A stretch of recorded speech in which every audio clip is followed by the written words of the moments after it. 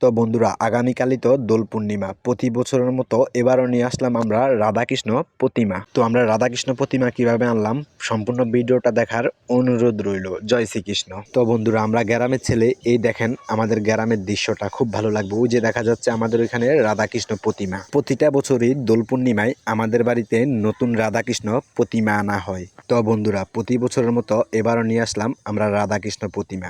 এবছর বন্যায় আমাদের এলাকার অনেক ক্ষতি হয়েছে, যেমন রাস্তাঘাট কোনো কিছুই ঠিক নাই।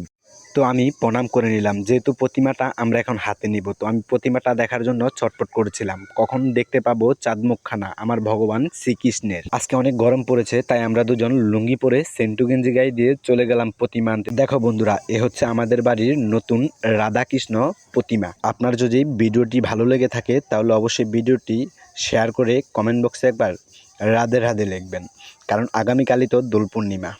এই দোল পূর্ণিমা আমার পূর্বপুরুষ থেকে করে আসছে। আমাদের বাপদাদার আমল থেকে আমাদের বাড়িতে দোল পূর্ণিমা করা হয়, আর প্রতি বছর দোল পূর্ণিমায় নতুন নতুন রাধাকৃষ্ণ আনা হয়। বাড়িতে নিয়ে আসলাম রাধাকৃষ্ণ প্রতিমা।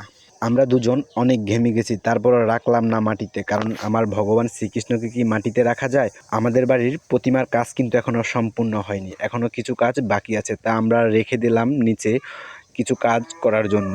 যিনি এই প্রতিমাটি তৈরি করেছে তিনি আমাদের এক বড় দাদা। দাদার বাড়ি আমাদের এলাকার থেকে একটু দূরে। তো চলো বন্ধু, আমরা আমাদের বাড়ির পুরানো প্রতিমাটা মন্দির থেকে বাইর করব। তো ভগবানের চরণে কিছু ফুল ছিল, আমি ফুলগুলো তুলে নিলাম। এদিকে দেখলাম কিছু আছে কিনা। তো আমাদের বাড়ির পুরানো প্রতিমাটা বাইর করার চেষ্টা করলাম। আমার কাকা আর আমি মিলে মন্দির থেকে বাইর করে সামনে নিয়ে আসলাম। মন্দিরের সাইডে প্রতিমাটা রাখার চেষ্টা করলাম।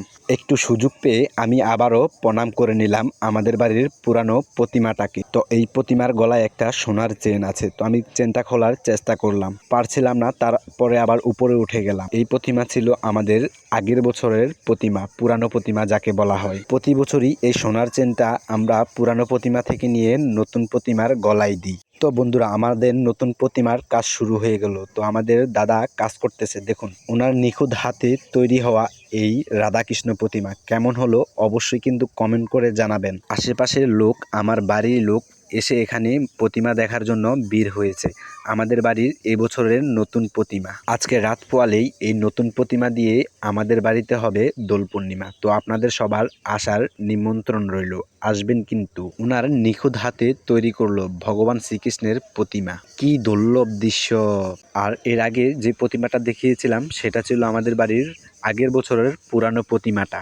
সব সময় বলি আসছে বছর আবার হবে, ঠিক সেভাবেই আমরা প্রতি বছরই নতুন নতুন প্রতিমা নিয়ে আসি আমাদের বাড়িতে। যেহেতু এ আমার প্রথম ব্লগ ভিডিও, তাই আমি ভিডিওতে অনেক ভুলভ্রান্তি অনেক কিছু বলে থাকবো, তাই আপনারা ক্ষমা দৃষ্টিতে দেখবেন।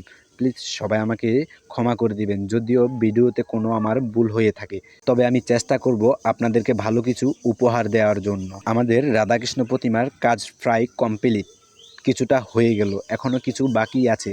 পিছনে মেঘ লাগানো আছে, আর আমাদের ভগবান শ্রীকৃষ্ণের হাতে বাঁশি দেওয়া এখনও বাকি আছে। আর বন্ধুরা, আমি কিন্তু সম্পূর্ণ ভিডিওটা এখানে দেখাতে পারিনি, কারণ 4 মিনিটের বেশি হয়ে যাচ্ছে। তাই অনুরোধ রইল, আমাদের মন্দিরে ঢোকানো পর্যন্ত, প্রতিমাটা হাতে নেওয়া পর্যন্ত সম্পূর্ণটা ভিডিও দেখার জন্য আমার অ্যাকাউন্ট থেকে ঘুরে আসবেন। প্রথম দোল থেকে পঞ্চম দোল পর্যন্ত আমরা কিভাবে পূজা করি অবশ্যই আপনাদেরকে দেখাবো। দেখুন সেই সোনার চেনটা আমরা আবারও দিয়ে দিলাম আমাদের নতুন প্রতিমার গলায়। প্রতি বছরের মতো এবছরও আমরা পুরানো প্রতিমা থেকে চেনটা নিয়ে নতুন প্রতিমায় দিয়ে দিই। এটা হচ্ছে সোনার চেন। আমাদের প্রতিমার এখনো কিছু কাজ বাকি আছে, তো পরবর্তী ভিডিওতে দেখার অনুরোধ রইল। সম্পূর্ণ ভিডিওতে আমি দেখাবো আমরা কিভাবে মন্দিরে প্রতিমা বলি। জয় শ্রীকৃষ্ণ।